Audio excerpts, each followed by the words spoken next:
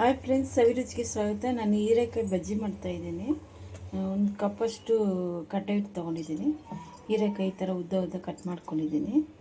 ಅದು ಸ್ವಲ್ಪ ಅರ್ಧ ಟೀ ಸ್ಪೂನು ಚಿಲ್ಲಿ ಪೌಡ್ರ್ ಹಾಕ್ತಿರ್ತೀನಿ. 1/4 ಟೀ ಸ್ಪೂನ್ ಅರಶಿನ ಹಾಕ್ತಾಯಿದ್ದೀನಿ. 1/4 ಟೀ ಸ್ಪೂನ್ ಅರಶಿನ, ಅಕ್ಕಿ ಹಸಿಟ್ಟು 1 ಟೇಬಲ್ ಸ್ಪೂನು, ಓಂಕಾಳು ಈ ಥರ ಉಜ್ಕೊಂಡು ಹಾಕಿ ಬೇಕಾದರೆ. ಆಮೇಲೆ ಉಪ್ಪು ಒಂದು ಅರ್ಧ ಟೀ ಸ್ಪೂನು ಹಾಕಿ ಚೆನ್ನಾಗಿ ಮಿಕ್ಸ್ ಮಾಡಿ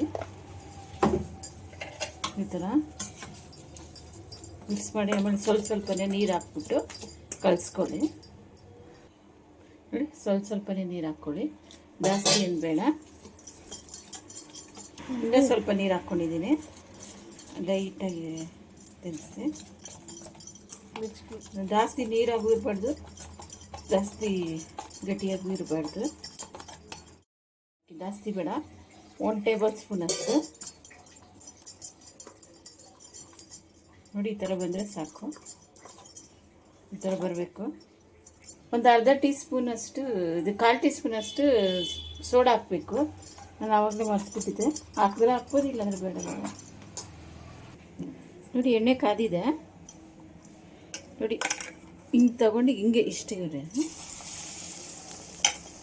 ಒಂದು ಸೈಡಿಂದ.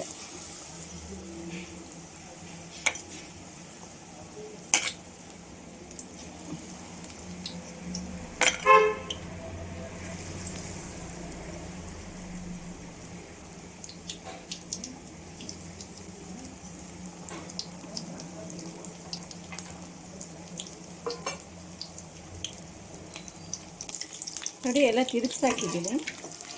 ಒಂದು ಸೈಡ್ ಬಂದಿದೆ, ಇನ್ನೊಂದು ಸೈಡ್ ಬೇಯಬೇಕು. ನೋಡಿ, ತೆಗಿತಾ ಇದ್ದೀನಿ. ಆಗಿದೆ. ಈಸಿಯಾಗಿ ಟೇಸ್ಟಾಗಿ ಹೀರೆಕಾಯಿ ಎಲ್ಲರಿಗೂ ಇಷ್ಟ ಅಲ್ವಾ? ಹೀರೆಕಾಯಿ ಎಲ್ಲ ಮಾಡ್ಬೋದು.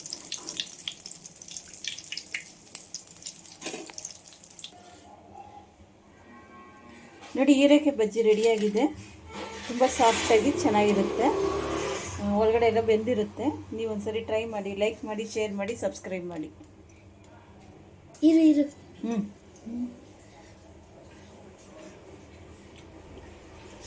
Yummy and tasty. It is so good.